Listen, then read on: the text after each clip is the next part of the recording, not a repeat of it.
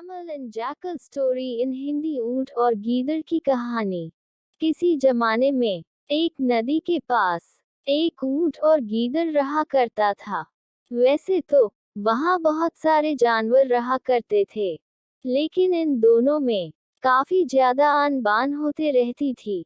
दोनों एक दूसरे को खूब भला बुरा कहता था और दोनों एक दूसरे को काफी जगह बुराइयां किया करता था। कभी ऊंट गीदड़ को सबक सिखाने के लिए तरह तरह के कारनामे तथा तरह तरह की बातचीत किया करता था। कभी गीदड़ ऊंट को सबक सिखाने के लिए तरह तरह के दिमाग की सोच रखने का काम किया करता था। एक बार गीदड़ ने ऊंट को सबक सिखाने के लिए ऊंट के पास जाता है और कहता है कि ऊंट भाई, नदी के उस पार बहुत सारे ताराबुझ लगे हुए हैं। अगर हम दोनों वहां पहुंच जाएंगे तो बहुत सारे ताराबुझ खाएंगे और रास्ते में आते वक्त हम ताराबुझ लेकर आएंगे और यहाँ आकर खाएंगे। ऊंट गीदड़ की बातों में आ जाता है और फिर कहता है कि तुम सही कह रहे हो, चलो हम सभी लोग, मतलब कि हम दोनों, नदी के उस पार जाकर अच्छी अच्छी और ताजी तरबूज लाकर खाएंगे। अगली सुबह दोनों ऐसा ही करते हैं। वह तरबूज लाने के लिए नदी में कूद पड़ता है और तैरकर नदी के उस पार जाने लगता है। ऊंट को नदी में कूदने से पहले गीदड़ उनसे कहता है कि मुझे तो पानी में तैरना नहीं आता है ऊंट भाई, आप ही कुछ कर सकते हैं। तभी ऊंट कहता है कि मेरे भाई तुम व्यर्थ में चिंता मत करो, मैं तुम्हें अपनी पीठ पर बैठाकर नदी के उस पार लेकर जाऊंगा। उसके बाद हम दोनों मजे से अच्छी अच्छी और मजेदार मजेदार तरबूज खाएंगे।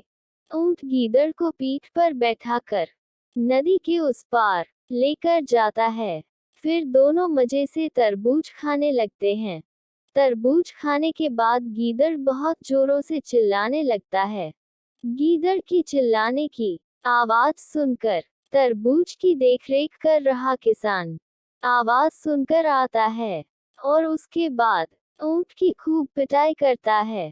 यह सभी देखकर गीदड़ किसी पेड़ के पीछे छिप जाता है और पीछे छुपकर ही ऊंट की पिटाई का मजा लेता है। जब किसान ऊंट को पीट कर चला जाता है, तभी छुपा हुआ कि गीदड़ वहां रहता है और ऊंट के पास जाकर रहमदिल्ली दिखाता है। उसके बाद ऊंट कहता है कि तुमने जब तरबूज खा लिया तो इतना ज्यादा चिल्लाने की क्या जरूरत थी।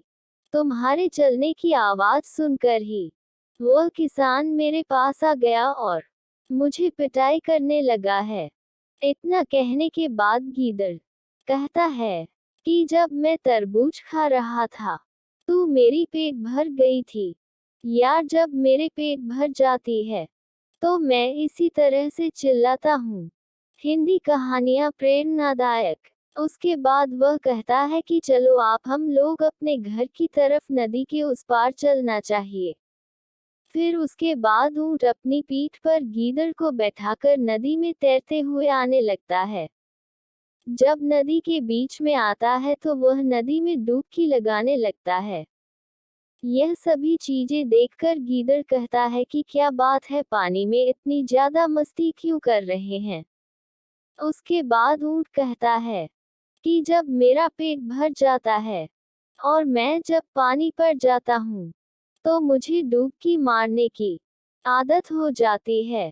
यह बात सुनते ही गीदड़ को सभी बातें समझ में आ गई थी कि वह उसका किए का बदला ले रहा है।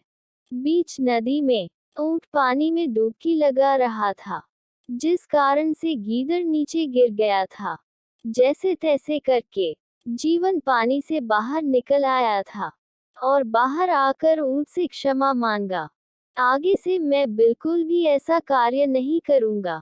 तभी ऊंट ने कहा है कि तुम किसी के साथ चालाकी कर सकते हो, याद रखना, कोई भी तुम्हारे साथ चालाकी कर सकता है, इसीलिए जितना तुम सह सकते हो, किसी के साथ उतना ही मजाक करना। ऊंट की क्या बात है। दोनों को पूरी तरह से समझ आ गया था, और फिर अगले दिन से वह दोनों एक साथ, अच्छे मित्र के साथ साथ, एक अच्छा परिवार भी बन चुका था। वह हमेशा एक दूसरे के साथ रहा करता था, और एक दूसरे के दुख तकलीफ में मदद किया करता था।